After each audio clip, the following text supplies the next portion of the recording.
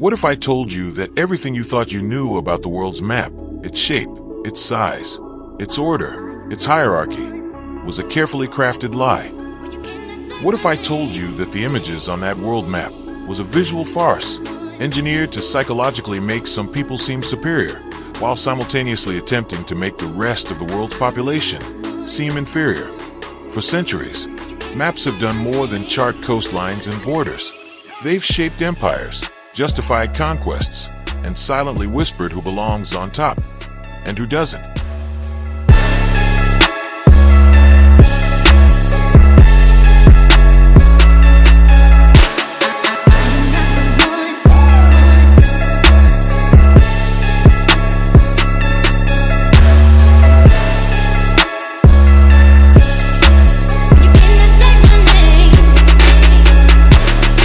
If you could remember what your elementary school classrooms looked like, you would remember that there has always been a colored world map hanging somewhere on the wall in front of the classroom. It was large, oversized, and big enough that you could see the names embedded on the countries. You would also remember that Europe was always to the north of Africa.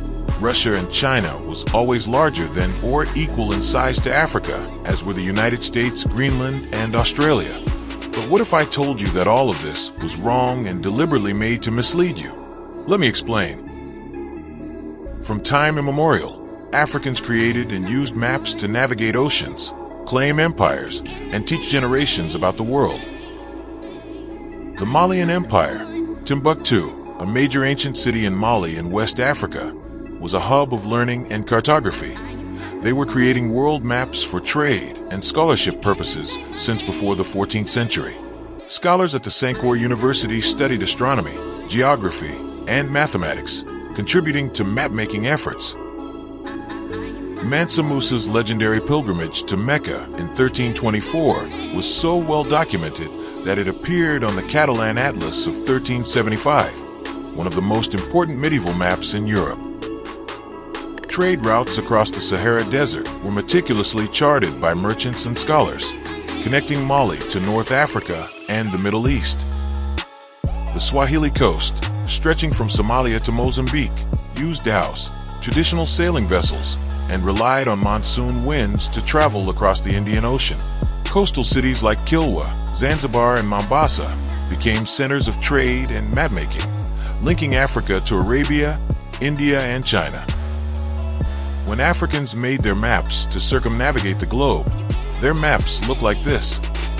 Then came the Europeans and Gerardus Mercator.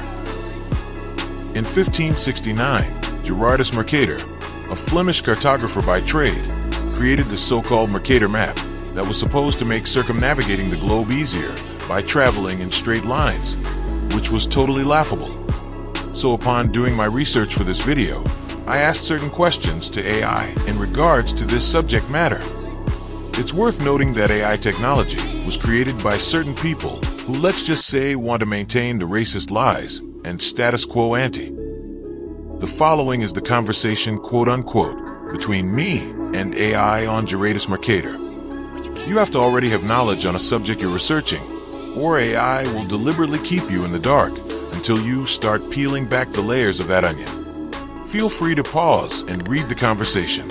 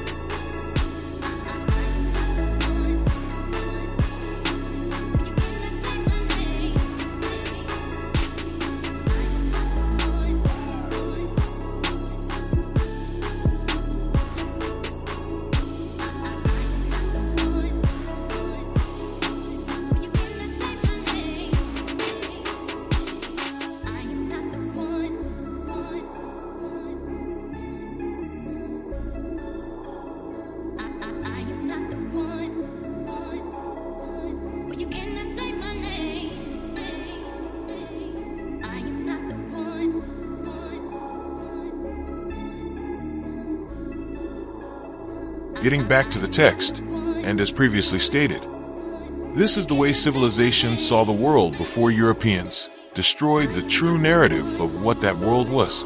Notice Europe is to the bottom of the African continent.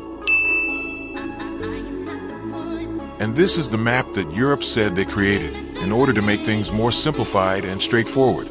Notice Europe is now to the top of the African continent.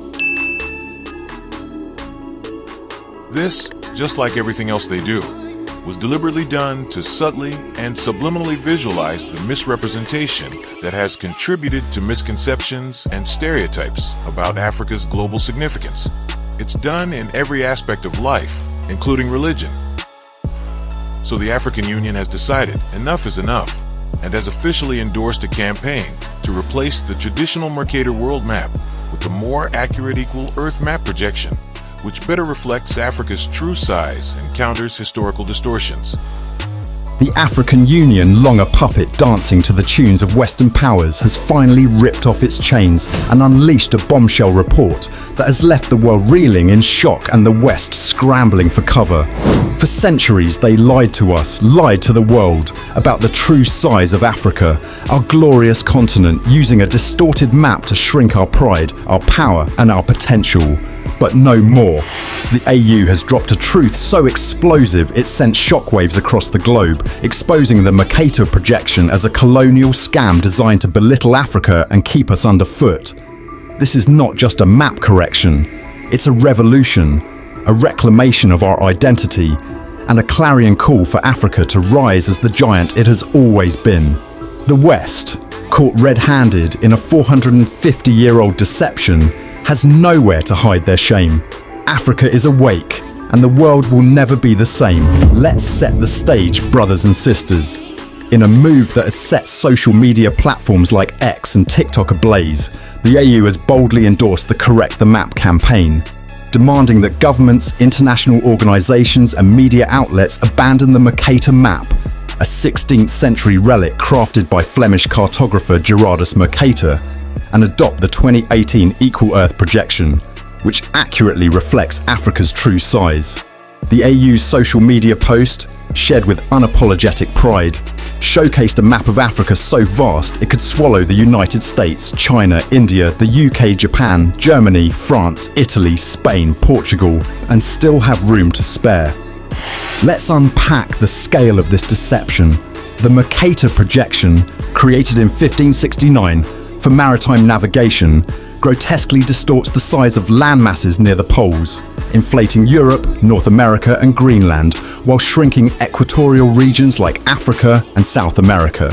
The result? Africa, the world's second largest continent, spanning 30.37 million square kilometers and home to 54 nations and over 1.4 billion people, appears smaller than Greenland, which is 14 times smaller in reality.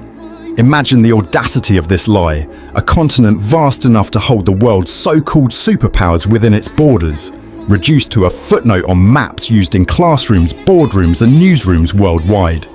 This was no accident. It was a deliberate act of cartographic violence, a tool of colonial domination designed to make Africa appear marginal, fragmented and insignificant. This is about far more than geography. The Mercator map has been a weapon of psychological warfare, embedding a false narrative that Africa is lesser in the minds of our children, our leaders and the world.